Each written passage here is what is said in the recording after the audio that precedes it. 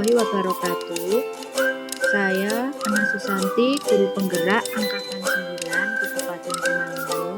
Saya akan menyampaikan tentang demonstrasi kontekstual, yaitu modul 3.1 pengambilan keputusan berbasis nilai-nilai kebajikan sebagai pemimpin.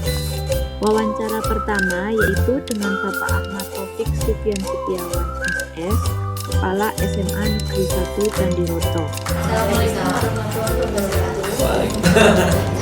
Doakan juga selamat siang Pak Taufik. Beliau ini merupakan kepala sekolah di SMA Negeri 1 Candiroto yang merupakan juga sekolah penggerak angkatan pertama, dan beliau juga merupakan guru penggerak angkatan 4.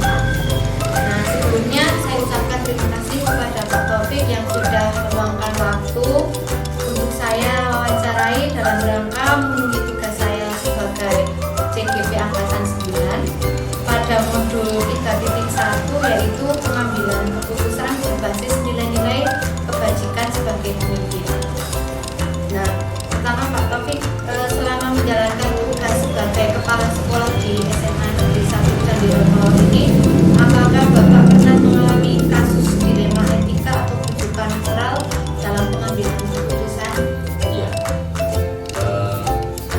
selama 6 bulan ya saya di sini, tentu ada apa yang pernah saya pelajari ketika dulu di pendidikan penggerak, saya temui juga, sehingga ya alhamdulillah dengan yang pertama yang pengetahuan dan yang kedua mungkin pengalaman sebelumnya, sehingga bisa mengambil sebuah keputusan kebijakan yang tentu tidak menabrak regulasi yang pertama, yang kedua tentu masih dalam koridor etika-etika atau nilai-nilai kebaikan itu sendiri. Seperti yang tadi Bapak sampaikan bahwa Bapak pernah mengalami kasus seperti yang tadi saya tanyakan. Kalau pernah, apakah bisa Bapak ceritakan kasus tersebut? Oh ya, Seperti apa? ini yang mana dulu? Yang dilema etika. Dilema etika ya. Jadi dilema etika itu pernah saya alami ketika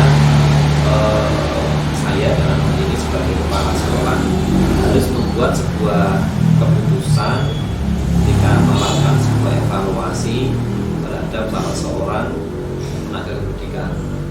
Jadi setelah kita evaluasi, karena tenaga pendidikan ini secara tugas itu sepanjang ketika saya di sini itu sering tidak bisa hadir.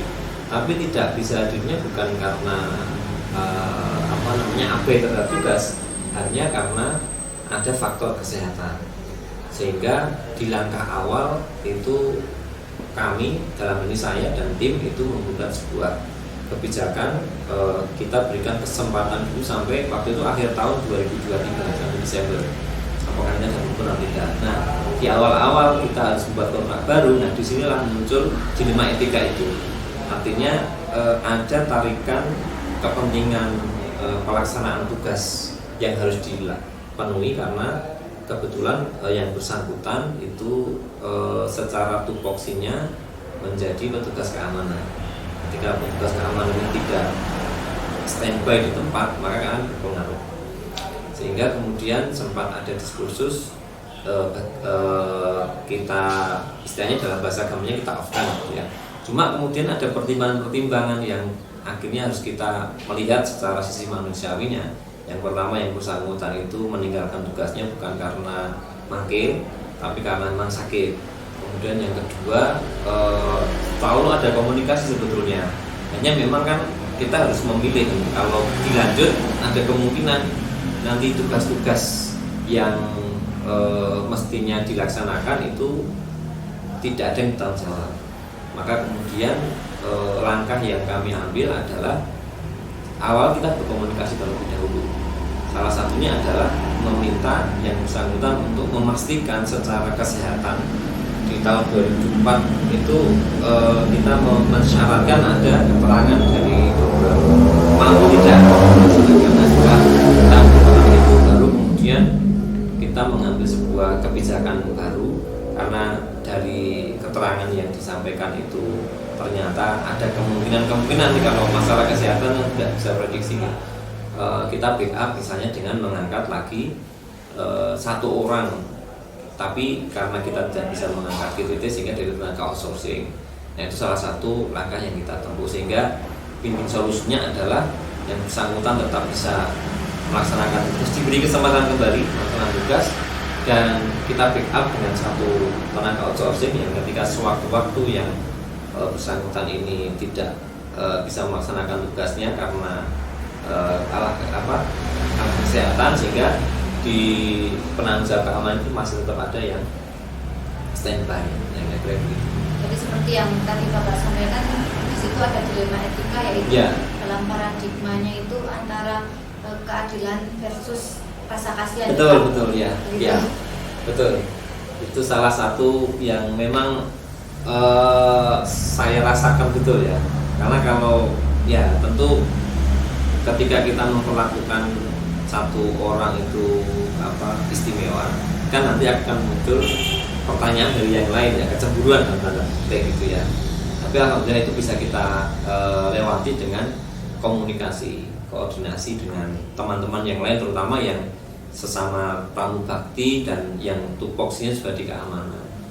Gitu. Meskipun di awal-awal tahun kita harus membuat sebuah keputusan ini lanjut atau bagaimana, gitu. Tapi setelah ada beberapa langkah yang kita tempuh, ya alhamdulillah ada solusi bersama yang ternyata ya tadi menang-menang lah kira-kira ya. Semoga nggak ada yang dirugikan. Kemudian selama ini bagaimana Bapak dapat mengidentifikasi kasus-kasus yang merupakan dilema etika atau rujukan moral? Kalau dilema etika itu sebetulnya lebih kepada kita ya tadi, apakah ini antara adil dan aspek kemanusiaan gitu. Tapi itu jelas tidak menabrak koridor hukum, tidak menabrak koridor yang melanggar regulasi. Tapi kalau rujukan moral, nah ini sesuatu yang jelas itu menabrak regulasi, yang jelas itu menabrak ketentuan hukum. Kalau ukuran saya itu sih, misalnya contoh rujukan moral itu, ini juga pernah saya alami di sini kan. Ada biasa kan ada vendor yang datang kemudian agar nanti diberikan kemudahan itu membawa sesuatu dalam tanda petik ya. Maka di sini ini sudah jelas kalau ini sudah saya tidak boleh bernegosiasi untuk hal semacam ini ya, karena itu sudah secara regulasi tidak benar dan ya tadi secara aturan itu melanggar, maka lebih mudah itu menyelesaikannya. Intinya ya saya kita harus tegas kalau dalam ini ya, tidak kira-kira. Artinya kalau dalam rujukan moral itu harus bersikap tegas. Ya, betul. Kemudian selama ini bagaimana Bapak menjalankan pengambilan keputusan di sekolah, terutama untuk kasus-kasus di mana ada dua kepentingan yang sama-sama benar atau sama-sama mengandung nilai kebajikan? Iya. Yang pertama yang pernah mungkin ya, ini mungkin secara teori tidak sangat ideal, tetapi tentu kita mempertimbangkan beberapa aspek yang tentu aspek keadilannya, aspek kemanusiaannya, kemudian kita menimbang-nimbang juga apakah ketika kita mengambil langkah ini nanti ada regulasi yang ditabrak, ada regulasi yang dilanggar atau tidak, dan seterusnya.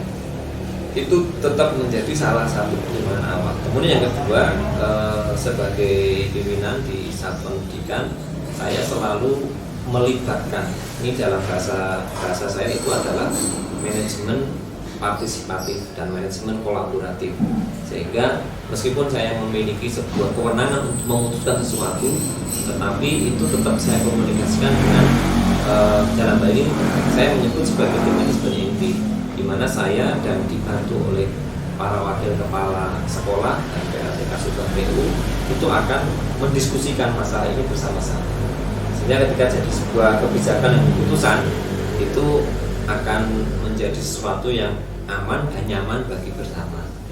Kalau tadi yang disampaikan Pak Taufik itu kalau melakukan sesuatu itu harus melihat regulasinya apakah sesuai atau tidak. Ya. Berarti kalau berdasarkan prinsip berpikir pengambilan keputusan itu berpikir berbasis peraturan ya. Ya. Sebagai seorang pimpinan di satuan pendidikan, salah satu yang harus kita perhatikan adalah aspek regulasi. Aspek regulasi. Karena ini penting. Kemudian langkah-langkah atau prosedur seperti apa yang biasa Bapak lakukan selama ini dalam mengambil keputusan? Apakah sudah menerapkan 9 langkah dalam mengambil keputusan? Saya mengusahakan agar apa yang saya lakukan itu menerapkan 9 langkah tersebut. Meskipun ya tadi ketika di lapangan karena harus mengambil keputusan sangat cepat sehingga mungkin tidak sangat ideal ya kesimpulan-kesimpulannya, tapi paling tidak tahapan-tahapan itu tetap kami kami jalankan. Yang paling utama biasanya saya juga melihat yaitu tadi yang pertama ini dari sisi regulasi atau peraturan seperti apa. Lalu kemudian kalau ini sifatnya itu ya tadi dilema etika antara benar-benar ya, tidak ada yang menabrak regulasi, ini baru kemudian pertimbangan manfaat dan ketidakmanfaatan. Ini manfaat yang besar dan kecil prioritasnya. Ini hal-hal yang mungkin biasa kita lakukan ketika mengambil keputusan. Terus hal-hal apa saja yang selama ini Bapak anggap efektif dalam pengambilan keputusan pada kasus-kasus dilema etika? Yang jelas menurut saya kita harus, yang pertama tadi paham regulasi itu penting. Yang kedua kita harus melihat betul secara objektif kondisi dan keadaan satu dinamika. Misalnya itu berkaitan dengan tadi saya ceritakan personal, dalam hal ini adalah tenaga kependidikan atau mungkin juga pendidik, maka komunikasi dan koordinasi itu penting. Karena bagaimanapun juga ketika kita berhadapan dengan manusia dalam hal ini yang punya rasa, yang punya hati, itu menurut saya pribadi tidak hanya bisa didekati dengan regulasi yang hitam putih. Kita harus bicara, kita harus berikan sebuah data dan faktanya, kemudian pilihan-pilihannya, termasuk juga mendengarkan mereka. Seandainya di posisi yang mungkin seperti kita itu panjenengan seperti apa, nah itu aspek komunikasi dan koordinasi itu selalu saya kedepankan, sehingga ketika keputusan itu lahir itu tidak kalaupun tidak bisa memuaskan, tapi paling tidak mengecewakan 100%. Karena kalau memuaskan 100% juga dalam mengambil sebuah keputusan itu pasti ada yang tidak puas, itu pasti. Tapi paling tidak ketika didahului dengan komunikasi yang baik, latar belakangnya apa, itu bisa dipahami. Seperti yang tadi Bapak sampaikan, saya rasa Bapak juga sudah menerapkan langkah-langkah dari ke-9, ada uji intuisi ya. Itu dan uji regulasi juga ada. Kemudian yang selanjutnya hal-hal apa yang selama ini merupakan tantangan dalam pengambilan keputusan pada kasus-kasus dilema etika? Ya, kasus dilema etika itu terkadang memang tidak bisa memuaskan semua pihak. Itu yang paling berat. Ketika kita mengambil satu keputusan atau satu kebijakan melalui yang langkah yang kita tempuh, itu pasti kita akan mengukur resiko. Maka biasanya saya akan membuat sebuah mapping atau mitigasi resiko yang nanti akan mungkin lahir dari keputusan ini. Sehingga mau tidak mau sebagai seorang pimpinan saya harus siap terhadap resiko itu. Resiko misalnya tentang resistensi, resiko yang sifatnya itu ya mungkin lebih ke asumsi ya. Asumsi ketika ada perubahan dari yang lama ke yang baru itu kan biasanya ya bahasa ekstrimnya mungkin bukan penolakan sih, tapi kadang kan berat di awal ya.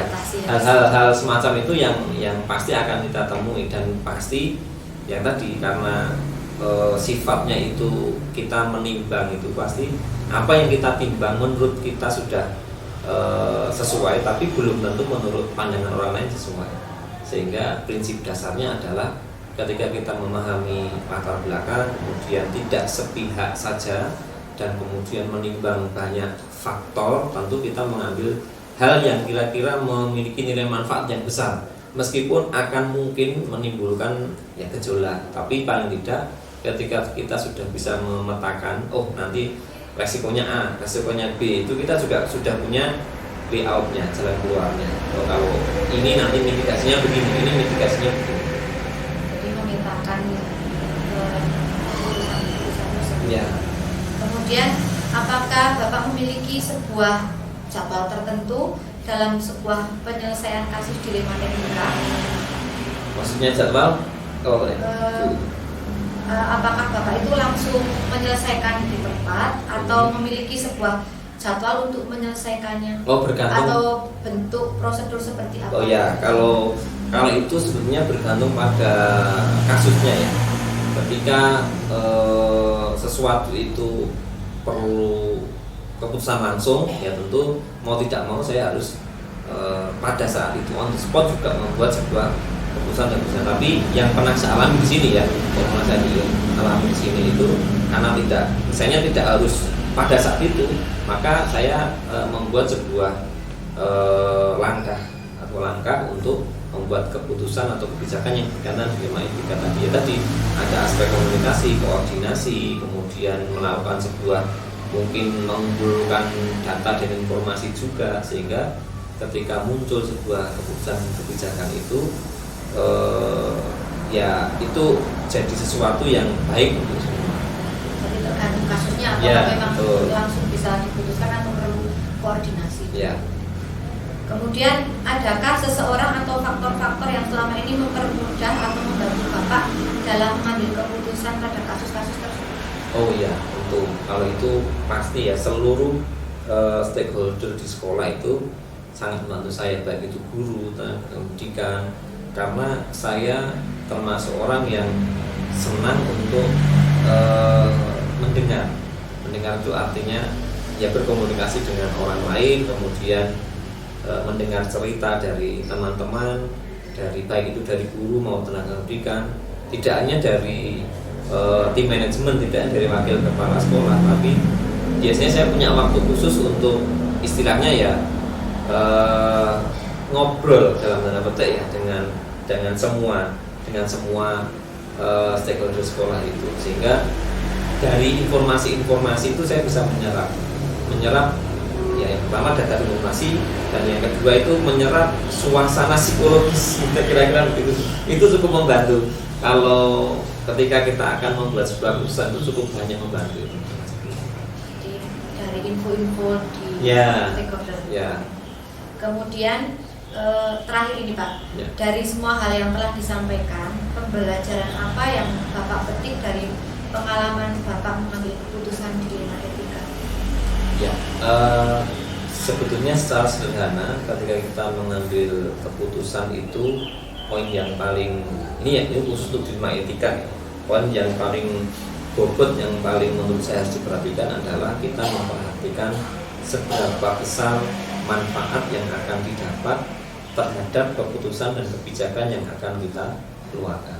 Jadi kuncinya sebenarnya dari situ, karena nilai manfaat itu bisa untuk dalam, kalau konteksnya adalah sekolah, untuk sekolah dalam skup yang lebih luas, dan kepada yang dikenai kebijakan, misalnya tadi yang saya contoh kasuskan itu di personal tenaga pendidikannya, di personalnya itu seperti apa, nah, kira-kira begitu. Jadi kuncinya sebetulnya kita bisa menimbang manfaat itu. Nah tentu untuk itu kan kita perlu ya tadi tidak sekedar melihat sesuatu dari satu sudut pandang, harus lebih komprehensif, harus, kalau misalnya saya ibaratkan kita naik pesawat itu harus lebih tinggi, jadi kita memandang sesuatu itu lebih luas dan tidak sempit.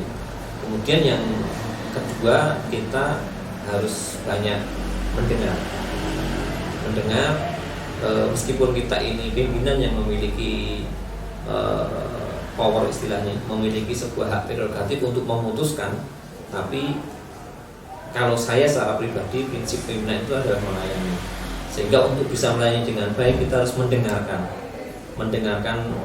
banyak hal ya, tidak sekedar masukan, termasuk juga kritikan, termasuk juga mungkin hal yang tidak mengenakan, bahkan dalam bahasa ekstrimnya celaan dan hinaan sekalipun kita harus dengarkan, kita serah.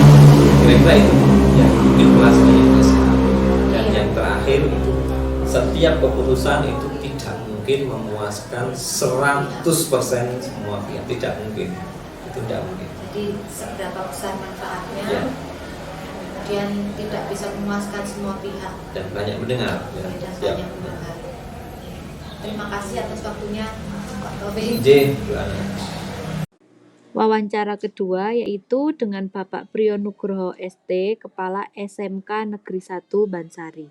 Pak Priyo, Assalamualaikum warahmatullahi wabarakatuh. Waalaikumsalam. Pak Priyo, selaku Kepala SMK Negeri Bansari yang saya hormati, Bu Ana dari SMK Negeri Roto. Begini Pak Priyo, kami di sini sebagai DPD dalam melaksanakan tugas yaitu melaksanakan wawancara terkait dengan apa itu namanya tentang dilema etika dan rujukan moral. Nah ini kami wawancara berdua untuk pengalaman menimba ilmu dari Pak Priyo tentang pengalaman barangkali mungkin bisa dibilang kasus yang terjadi tentang dilema etika dan dilema etika dan rujukan moral. Moga bukan pertanyaan lama langsung. Sebelumnya saya ucapkan terima kasih kepada Pak Priyo karena sudah meluangkan waktu untuk saya dan Pak Jati dalam rangka memenuhi tugas kami sebagai TBP Angkatan 9 pada modul 3.1 yaitu pengambilan keputusan berbasis nilai-nilai kebajikan sebagai pemimpin. Yang pertama, selama menjalankan tugas sebagai kepala sekolah di SMK Bansari ini, apakah Pak Priyo pernah mengalami kasus dilema etika atau rujukan moral dalam pengambilan keputusan? Ya pernah. Ya pernah. Ya pernah. Bisa diceritakan sedikit tanpa menyebut inisial nama. Ya kalau yang rujukan moral misalkan ada kasus terkait dengan banyak kelainan lah. Si anak itu kelainan tidak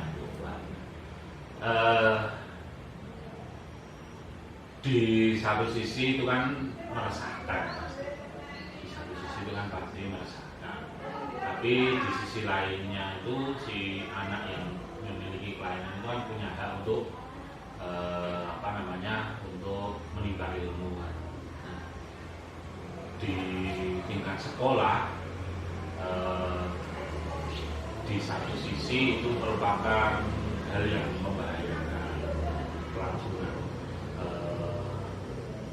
anak untuk bersekolah, apalagi teman-temannya, mungkin juga gurunya. Tapi di sisi lain itu kan si anak punya hak untuk menimba ilmu tanpa kita harus mengesampingkan kelainan yang dimiliki. Artinya dari dua sisi itu benar semua, maka itu merupakan suatu rujukan moral itu, karena dan kita lihat dari dua sisi itu kan masing-masing punya hak yang sama. Nah, maka sikap yang diambil sekolah itu tentu saja ya bagaimana dua sisi itu bisa mendapatkan pelayanan yang sama. Maka dari itu langkah pertama yang diambil tentu saja komunikasi. Yang kedua kita mengambil langkah bagaimana pelayanan itu bisa diminimalisir, bahkan kalau bisa dihilangkan. Nah, langkah sekolah adalah memfasilitasi, kemudian mengakomodir kebutuhan anak untuk menghilangkan kelainan itu. Salah satunya adalah kita bekerjasama dengan pihak-pihak terkait, dalam hal ini puskesmas dan rumah sakit RSUD, itu kita melakukan psikolog dan psikiater. Dan alhamdulillah insya Allah ini kasusnya sudah meredah dan sudah ya bisa dibilang mungkin ya tinggal menyelesaikan yang di internal keluarga. Kemudian yang kedua Pak, bagaimana Pak Priyo dapat mengidentifikasi kasus-kasus apakah itu merupakan disiplin etika atau rujukan moral? Ya. Kalau yang tadi saya ceritakan rujukan moral tadi, itu ya tentu saja salah satu identifikasinya ya karena adanya komunikasi dengan pihak-pihak terkait. Dalam hal ini ya sekolahan ya dari wali kelasnya, dari BK, dari kesiswaan, kemudian kita komunikasi. Tapi kalau yang terkait dengan dilema etika itu kebetulan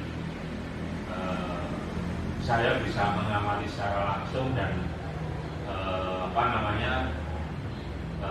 ya dengan komunikasi itu ya meskipun mungkin kalau bilang nggak bisa, selesai nggak bisa, tapi paling tidak sudah mereda dan kewajiban-kewajiban terkait dengan dilema etika itu bisa tetap terlaksana di sekolah. Berarti kalau saya mengaitkan dengan paradigma dilema etika itu masuk ke keadilan lawan rasa kasihan nih Pak? Ya bisa kan gini, kalau kasus kalau tadi kan rujukan moral ya, kalau yang dilema etika, kalau di sini itu contohnya misalkan ada GTK, guru dan tenaga kependidikan itu kan di rumah itu kan punya omongan ciri-ciri pas jam kerja anaknya wajibnya mulai. Di satu sisi kan pasti dia akan meninggalkan pekerjaan, tapi di sisi yang lain anaknya nanti bagaimana kalau sampai terlambat. Ini kan dilema benar-benar benar salah. Yo tadi seperti yang jenengan sampaikan tadi apa keadilan dan kasihan. Nah, kalau saya pribadi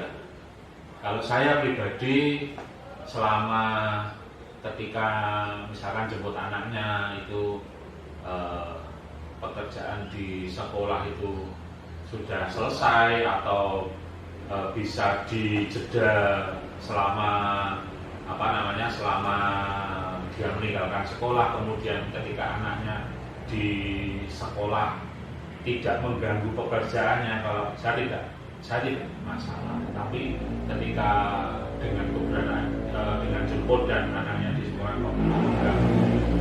tupoksinya dia sebagai guru dan tenaga kependidikan, pasti saya akan melakukan tindakan. Dalam hal ini ya diskusi tadi gimana antara kewajiban sebagai guru atau karyawan dan kewajiban sebagai orang tua itu bagaimana bisa berjalan tanpa salah satunya itu dikalahkan, dikorbankan. Yang ketiga Pak, dalam menjalankan tugas sebagai kepala sekolah, ini dalam pengambilan keputusan di sekolah itu terutama untuk kasus-kasus di mana ada dua kepentingan yang sama-sama benar dan sama-sama mengandung kewajiban. Ini dalam memutuskannya bagaimana? Kalau saya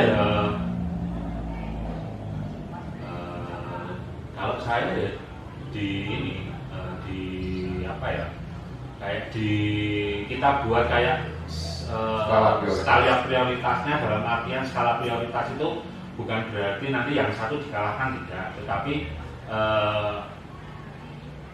mana yang akan diterapkan terlebih dahulu.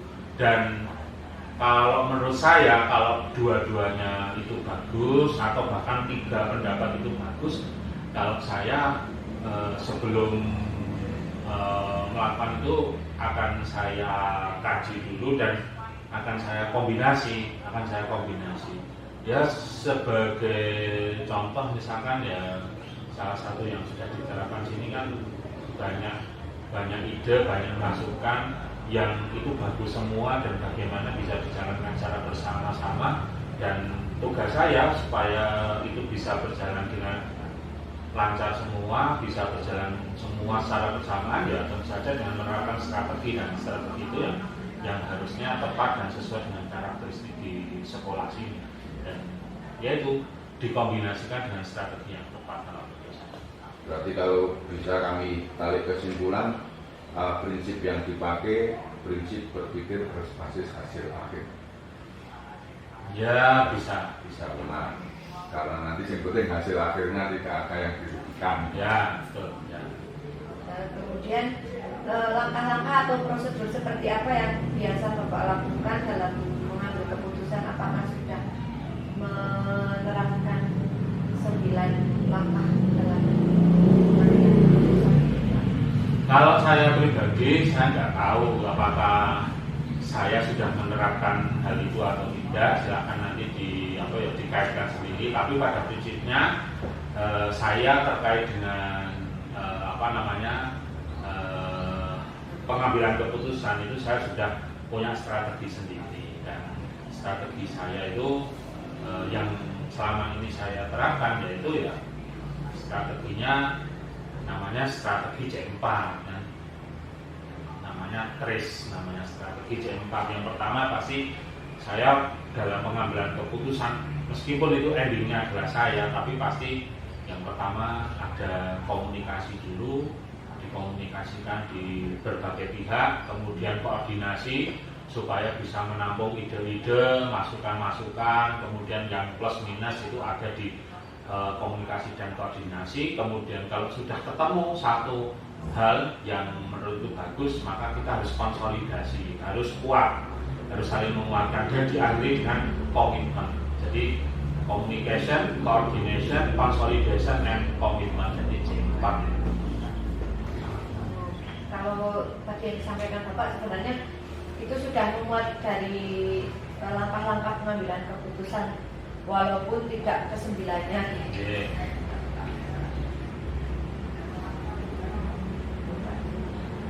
Kemudian hal-hal apa saja yang selama ini panjenengan anggap efektif dalam pengambilan keputusan terkait dengan kasus dilema itu? Ya, kalau saya langkah-langkah yang paling efektif ya yang itu tadi saya sampaikan, karena TRIS tadi itu tidak semata-mata hanya untuk pengambilan keputusan, tetapi juga mulai dari identifikasi, mulai dari menelaah, kemudian mempertimbangkan hal-hal yang baik buruk, terus pihak-pihak mana yang dirugikan, dan tentu saja kita kalau hal-hal yang negatif bagaimana caranya itu sangat sedikit bahkan ditiadakan, dan dengan keempat tadi, TRIS tadi itu bisa memunculkan hal-hal yang menguntungkan bagi semua pihak, entah itu terkait dengan hubungan moral atau tantangannya yaitu tantangan pertama itu di komunikasi, karena kita berkomunikasi itu ada 2 pihak bahkan lebih, dan setiap apa yang kita sampaikan dalam komunikasi itu pasti akan ada makna yang bisa ganda, artinya bisa negatif, bisa positif lah. Tinggal bagaimana kita mensikapi ketika apa yang kita sampaikan dalam komunikasi itu memiliki makna yang berlawanan dengan maksud dari yang kita sampaikan. Nah, maka dari itu saya sendiri juga masih berproses belajar bagaimana ketika saya berkomunikasi, saya tidak hanya memikirkan dari sisi saya sendiri, tetapi juga dari sisi lawan bicara saya atau sisi dari lawan diskusi saya, supaya bisa saling mengerti, bisa saling memahami, dan nanti bisa menghasilkan sesuatu keputusan atau sesuatu kebijakan yang yaitu tadi yang semua pihak diuntungkan, lebih murid dan sekolah. Kemudian apakah Pak Prio itu punya jadwal tertentu dalam menyelesaikan sebuah kasus dilema etika, atau biasanya langsung diselesaikan di tempat seperti itu, Pak? Kalau kalau jadwal khusus nggak ada, tapi yang kalau ada permasalahan ya pasti itu insidental. Tapi pada prinsipnya kami di sini itu setiap pagi, meskipun ya nggak setiap hari, tapi frekuensinya itu kalau dalam satu minggu katakanlah misalnya 5 hari kerja, mungkin bisa 4 hari atau bahkan 5 hari. Kalau 3 hari 2 hari itu jarang. Kita tuh pasti tiap pagi tim manajemen itu diskusi. Seperti pagi ini tadi juga kita diskusi. Jadi kita akan membahas banyak hal dan kita akan mengevaluasi banyak hal terkait dengan kejadian-kejadian sebelumnya, atau terkait dengan perencanaan atau hal-hal yang akan dilakukan pada berikutnya. Itu kita selalu koordinasi. Jadi kalau ada permasalahan-permasalahan yang terkait dengan sekolah, murid, GTK, itu di pagi itu bisa bisa tersampaikan, dan dari situ kita akan tahu mana yang harus segera diselesaikan, mana yang bisa diutamakan, mana yang bisa agak di pending dulu, tapi harus ada jadwal atau time schedule bahwa permasalahan-permasalahan atau perencanaan-perencanaan itu harus segera diselesaikan. Pertanyaan terakhir, Pak. Bu. Jadi ini tadi yang disampaikan oleh Pak Prio itu ada setiap pagi itu ada koordinasi dengan tim manajemen kita. Kemudian ada skala prioritas mana masalah yang harus diputuskan terlebih dahulu. Oke, terakhir. Ini pertanyaan terakhir, faktor yang selama ini menghambat dan mempermudah dalam pengambilan keputusan, termasuk pelajaran yang bisa diambil dari adanya pengambilan keputusan dilema etika. Ya, kalau kesulitan, kalau saya pribadi terkait dengan masalah-masalah dilema etika sama kebijakan moral yang selama ini sudah terjadi di SMK Banjar ini, kalau kesulitan menurut saya nggak ada, karena kita tim yang solid. Tadi kita komunikasinya juga tidak canggung, tidak ada hambatan, tidak ada gap antara kepala sekolah, guru, murid. Jadi karena kebersamaan itu kita jadi mudah dalam mengidentifikasi hingga menyelesaikan suatu permasalahan-permasalahan entah itu rujukan moral maupun dilema etika, karena kita together we can. Pembelajaran apa yang dapat dipetik dari pengalaman Bapak dalam mengambil keputusan ini, Pak? Ya, pembelajarannya adalah kolaborasi semua pihak itu ternyata sangat penting. Makanya kalau tadi saya bicara trace tadi itu C4, maka trace yang sekarang itu sudah tidak C4 lagi, tapi bisa C6. Karena yang dua berikutnya adalah collaboration and creativity. Jadi dari kebersamaan itu bareng-bareng itu nanti akan muncul kreativitas. Oh, nek selesai dilema etika kalau ini caranya kalau ini, menyelesaikan rujukan moral yang seperti itu caranya seperti ini, dan di situ kita akan belajar, kita akan jadi kreatif, dan kita akan adanya kolaborasi kebersamaan itu yang Baik, terima kasih Pak Brio atas waktunya, kemudian bisa berbagi pengalaman dengan kami sebagai calon guru penggerak angkatan 9. Terima kasih. Assalamualaikum warahmatullahi wabarakatuh. Analisis dan refleksi. Pertama, hal yang menarik yang muncul saat wawancara adalah kedua kepala sekolah memiliki cara sendiri untuk menyelesaikan suatu masalah, namun tetap berpijak pada nilai-nilai kebajikan. Kedua kepala sekolah sama-sama mengambil keputusan berdasarkan paradigma keadilan lawan rasa kasihan, namun kepala SMA Negeri 1 Candiroto berpikir berbasis rasa peduli, sedangkan kepala SMKN Bansari berpikir berbasis hasil akhir.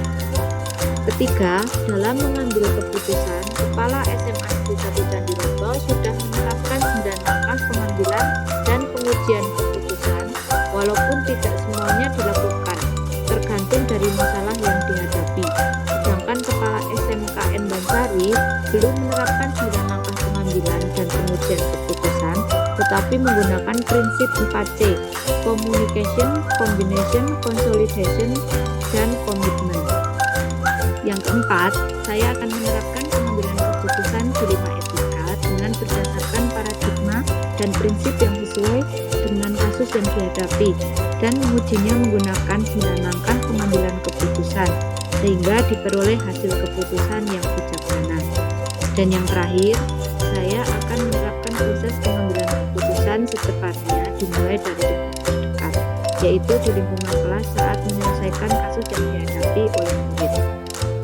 Demikian yang dapat saya sampaikan. Terima kasih.